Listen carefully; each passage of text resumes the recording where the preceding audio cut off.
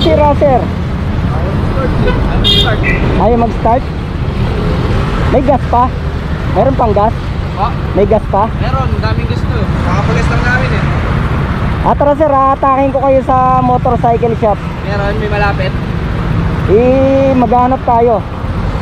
Ano na nangyari sir? Basta na lang huminto? Makamot. Try mo muna yung spark plug ko. Baka madaan sa spark plug eh. May pantanggal ka? Ito, meron ako.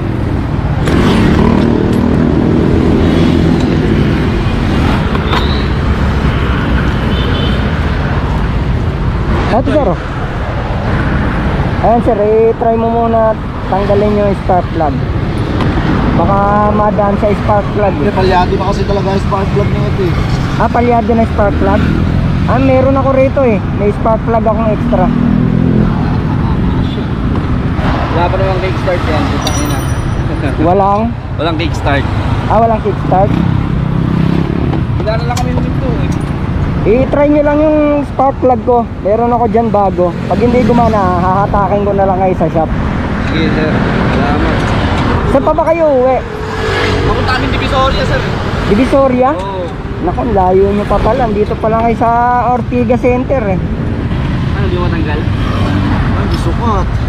Ha? Sukat. Hindi sukat. Hindi sukat. Hindi, ganito na lang sir. Angkas ka sa akin, tapos hahatakin ko siya.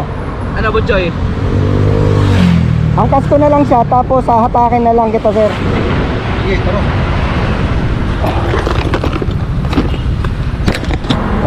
Hahanap tayo ng shop. Eto sir oh.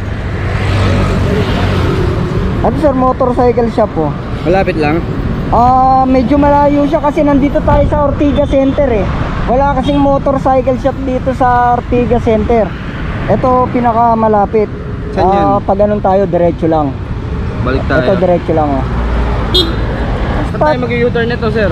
Ang U-turn yan sir, ando dun sa may EDSA. Nando dun ang U-turn. Kaya mangyayari, hahatakin ko na lang kayo. Tara, Bichoy. Bali ikaw sir, angkas ka na Sige lang po, sa sige likod ko. Tapos siya, hahatakin ko na lang siya. Sir, atras kang konti.